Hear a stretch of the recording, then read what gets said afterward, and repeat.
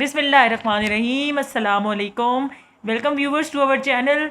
हमारा second chapter geography का globe map and their uses, उसका सेकंड टॉपिक इंशाल्लाह हम स्टार्ट करेंगे, जो कि है कंपोनेंट्स ऑफ मैप। बहुत इंटरेस्टिंग टॉपिक है, बहुत इंफॉर्मेटिव टॉपिक है। पिछले लेक्चर में इसी चैप्टर के बारे में हमने बात की थी, हमने सीखा था मैप को और ग्लोब को, इसके डिफरेंस को फाइंड आउट किया था।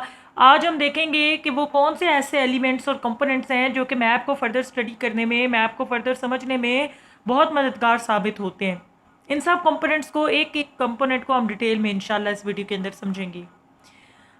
डिफरेंट कंपोनेंट्स हैं मैप के जी। पहला है डायरेक्शन, दूसरा है स्केल, थर्ड है लैटिट्यूड एंड लॉन्गिट्यूड और लास्ट है जी कन्वेंशनल साइंस।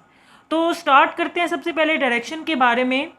डायरेक्शंस बहुत इंपॉर्टेंट होती हैं और डायरेक्शंस वो आपको बताती हैं कि कौन सी जगह कहाँ पर है।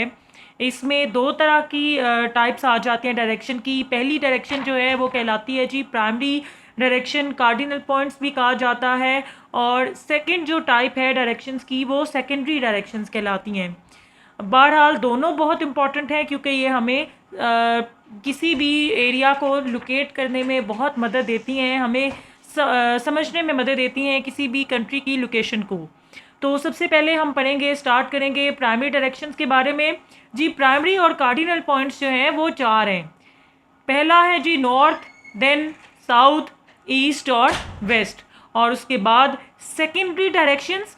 ये सेकेंडरी डायरेक्शन जो हमने कार्डिनल पॉइंट्स और प्राइमरी डायरेक्शंस पढ़ी हैं, ये इनके दरमियान चार मज़ीद जो डायरेक्शंस हैं वो सेकेंडरी डायरेक्शंस कहलाती हैं, जिनमें देखिए जैसे नॉर्थ और वेस्ट, इनके दरमियान नॉर्थ वेस्ट। अच्छा, ईस्ट और साउथ के दरमियान साउथ ईस्ट, और इसी तरह नॉर्थ और ईस्ट के दरमियान नॉर्थ ईस्ट, और वेस्ट और साउथ के दरमियान साउथ वेस्ट। तो ये सारी जो है वो सेकेंडरी डायरेक्शंस कहलाती हैं। डायरेक्शंस बहुत इंपॉर्टेंट हैं क्योंकि ये किसी भी कंट्री की लोकेशन को, किसी भी कॉन्टिनेंट को या वर्ल्ड मैप को फर्दर समझने में बहुत हेल्पफुल हैं। जैसे आपने अगर मालूम करना है कि पाकिस्तान के नॉर्थ में क्या है, पाकिस्तान के साउथ में कौन सी कंट्री है, पाकिस्तान के ईस्ट में क्या है, वेस्ट में क्या है, ये सारा आपको कैसे पता चला कि नॉर्थ में चाइना है जी, अफ़गानिस्तान नॉर्थ वेस्ट में है, ईरान वेस्ट में है, इंडिया ईस्ट में है, अरेबियन सी साउथ में है, ये आपको डायरेक्शंस की वजह से पता चला है। तो इसका मतलब हमने ये समझ लिया आज कि डायरेक्शंस जो हैं वो बहुत इंपॉर्टेंट होती हैं। जी बढ़ते हैं अपने अगले टॉपिक की तरफ, जो है स्केल। स्केल भी बहुत इम्पॉर्टेंट है। क्यों? क्योंकि स्केल भी आपको मदद देता है, आपको हेल्प करता है कि आपके पास जो ग्राउंड डिस्टेंस है, जो कि वो डिस्टेंस जो कि इन रियलिटी है, जैसे कि पाकिस्तान का और पाकिस्तान के अगर हम मैप को देखते हैं और पेशावर और क्वेटा के दरमियान जो डिफरेंस है वो कितना है, और अगर वो 300 मीटर है, 400 किलोमीटर है फॉर एग्जांपल, तो उसको आपने पीस ऑफ पेपर, एक जो आपने कागज़ के ऊपर पेशावर से लेकर क्वेटा तक का डिस्टेंस आपने बताना है, तो वो कितना होगा, यानी कि वो सेम होना चाहिए। आपने सबसे पहले चीज़ एक याद रखनी है, वो ये है कि स्केल जो है वो एक रेशो है। Scale is basically a ratio that is establish between ground and map distance. Ground distance वो डिस्टेंस जो कि हकीकत में है, रियलिटी में है, जैसे कि पेशावर और क्वेटा के दरमियान जो रियल डिस्टेंस है, आपको समझ आ गई होगी, जो किलोमीटर्स में है, 100 ऑफ किलोमीटर्स में है, ठीक है। और वो डिस्टेंस, वही डिस्टेंस अब आपने कागज़ के ऊपर लेके आना है, बिल्कुल ठीक होना चाहिए, ठीक है। अब वो क्या है, वो आप कैसे लेके आएंगे, आप एक रेशो इस्टेब्लिश करेंगे। मैं आपको एक छोटा सा ये ड्रॉ में कर रही हूँ, ठीक है, आप देखते रहें कि ये हमारे पास एक रफ स्केच है एक क्लासरूम का, जिसमें हमने बोर्ड ड्रॉ किया है, जिसमें हमने ड्रॉ और विंडो ड्रॉ की है, ठीक है। तो सबसे पहले मैं फर्दर समझाने से पहले आपको कहूँगी कि आप याद रखें कि स्केल एक रेशो है, ठीक है। अब वो किस तरह से, हम आप देखें कि जैसे as we have drawn a sketch of a classroom, 2 centimetre जो ब्लैक बोर्ड आपको नज़र आ रहा है यहाँ पे, वो 2 सेंटीमीटर यहाँ पे है, लेकिन रियलिटी में जो क्लास जो मौजूद है वो है 2 मीटर, ठीक है। तो उसको हमने रिप्रेजेंट कर दिया, यानी कि 2 सेंटीमीटर रेशो 2 मीटर। इसी तरह 1.5 सेंटीमीटर की डोर है तो 1.5 मीटर का डोर है। इसी तरह 3 सेंटीमीटर की विंडो है तो 3 मीटर की विंडो इन ग्राउंड में होगी। समझ आ गई है? तो स्केल इस तरह से हेल्पफुल होता है। हमारा टॉपिक है जी लैटिट्यूड। ठीक है। लैटिट्यूड्स, इनकी डेफिनेशन की तरफ हम बढ़ते हैं। सबसे पहले, the line on the map which divide the earth into northern and southern hemisphere, this is called equator. और ये लैटिट्यूड जो इक्वेटर है, 0 डिग्री की लाइन, ये सेंट्रल लैटिट्यूड है। यानी कि लैटिट्यूड्स में जो मिड वाली लाइन है वो इक्वेटर है, ये 0 डिग्री लाइन है, ठीक है। और ये अर्थ को 2 हेमिस्फीयर्स में डिवाइड करती है। एक है नॉर्दर्न हेमिस्फीयर और दूसरा है सदर्न हेमिस्फीयर। टोटल जो लाइंस हैं लैटिट्यूड, वो 180 डिग्री टोटल लाइंस हैं, लैटिट्यूड्स हैं। 90 डिग्री नॉर्थ में और 90 डिग्री साउथ में। बच्चों को आमतौर पे मैं लैटिट्यूड्स को समझाने के लिए एक मिसाल देती हूँ, लेटी हुई लाइन, ठीक है, वो लाइन जो कि लेटी हुई हों, ठीक है। इन लाइंस को हॉरिजॉन्टल लाइंस भी कहा जाता है, ठीक है।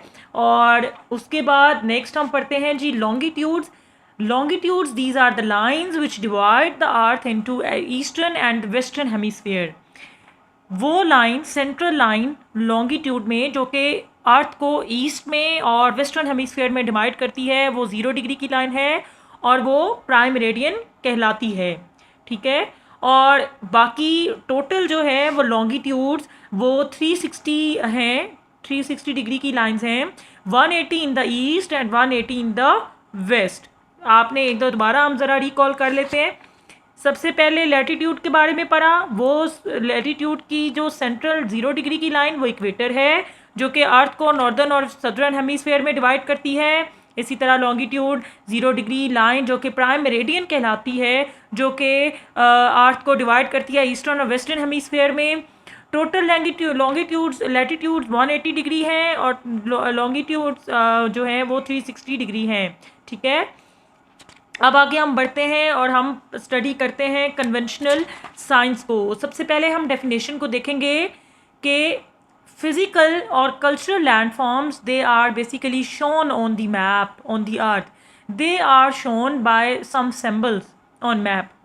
यानी कि कुछ लैंडफॉर्म्स हैं कल्चरल और फिजिकल लैंडफॉर्म्स, ये हमें जो अर्थ के ऊपर रियलिटी में जो मौजूद होती हैं वो हम मैप के अंदर सिंबल्स के ज़रिए उनको शो करते हैं, और वो सिंबल्स जो हैं वो कन्वेंशनल साइंस कहलाते हैं, ठीक है। और कन्वेंशनल साइंस इंपॉर्टेंट होते हैं क्योंकि हमें ये बताते हैं कि कौन सी जगह, जैसे कि मिसाल के तौर पे आपको कुछ एग्जांपल्स देती हैं और कुछ कन्वेंशनल साइंस आपको बताती हूँ।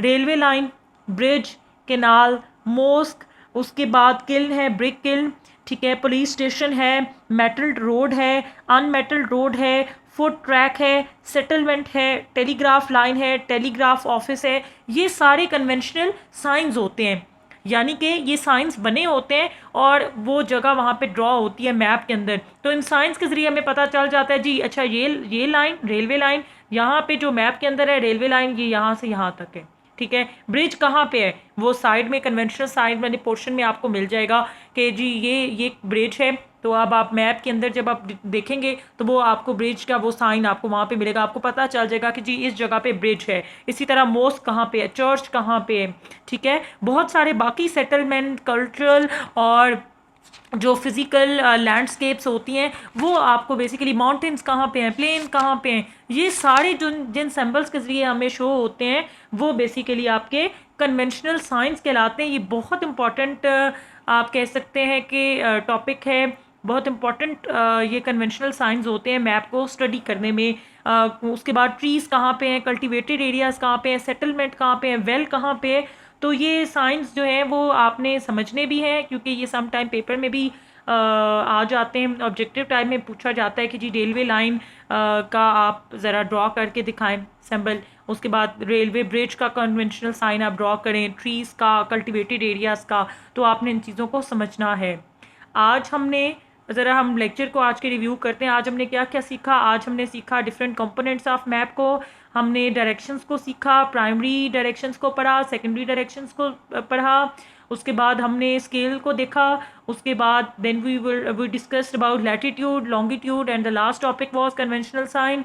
उम्मीद करती हूँ आज का लेक्चर भी आपको समझ आया होगा। तो काइंडली हमारी वीडियो को लाइक करना मत भूलिए और हमारे चैनल को सब्सक्राइब कीजिए ताकि मेरे आने वाले जितने भी तमाम लेक्चर्स हैं वो सब आपको उनकी अपडेट मिल सके। Thank you so much.